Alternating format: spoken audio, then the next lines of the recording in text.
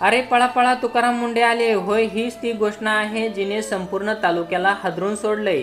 साताऱ्यातून एक अशी धक्कादायक आणि तेवढीच संतापजनक बातमी समोर आली आहे, जी ऐकून तुमचेही डोके चक्रावून जाईल. रस्त्याच्या कडेला पांढरा शुभ्र दुधाचा महापूर वाहतोय. पण हा महापूर निसर्गाने आलेला नाही, तर कारवाईच्या भीतीने स्वदूध चालकांनी निर्माण केलाय. शेकडो लिटर दूध थेट गटारात आणि रस्त्यावर ओतून देण्यात आलंय. पण का? नक्की काय घडलं? साताऱ्याच्या मान तालुक्यात दूध शुद्ध होतं, तर ते ओतण्याची वेळ का आली? यामागचं काळं सत्य काय आहे, हेच आज आपण आजच्या या व्हिडिओमध्ये जाणून घेणार आहोत. ही धक्कादायक घटना घडली आहे सातारा जिल्ह्यातील मान तालुक्यात असलेल्या मोही या गावात.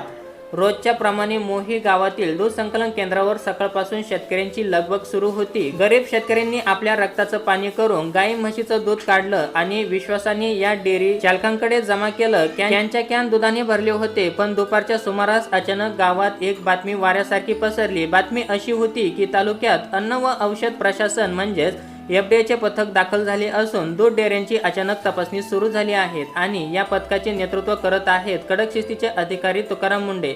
अन्न व औषध प्रशासनाचे पथक आले आहेत ही बातमी ऐकताच काही दूध संकलन चालकांचे धाबे दणाणले.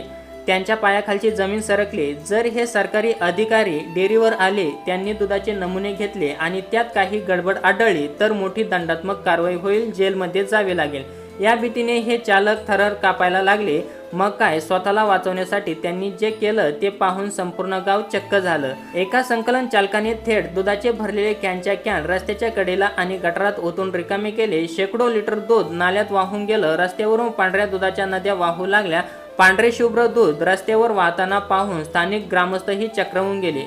आता येथे सर्वात मोठा आणि गंभीर प्रश्न निर्माण होतो. जर दूध शुद्ध होतं, शेतकऱ्यांनी ते प्रामाणिकपणे दिलं होतं, तर मग या दूध चालकांना एवढी भीती का वाटली? सरकारी अधिकारी तपासणी करणार होते तर खुशाल करू द्यायची होती. दूध चांगलं असतं तर घाबरण्याचं कारण नव्हतं. पण दूध रस्त्यावर ओतलं गेलं याचा अर्थ असा की त्या दुधात काहीतरी काळंबेर नक्की होतं. तालुक्यात आता जोरदार चर्चा सुरू झाली आहे की दुधात मोठी भेसळ होती का? केमिकल पावडर किंवा डिटर्जंट वापरून बनवलेलं बनावट दूध होतं का? लोकांच्या आरोग्याशी खेळ खेळला जात होता का? म्हणूनच कारवाईच्या भीतीने हे पाप थेट रस्त्यावर वाहून देण्यात आलं.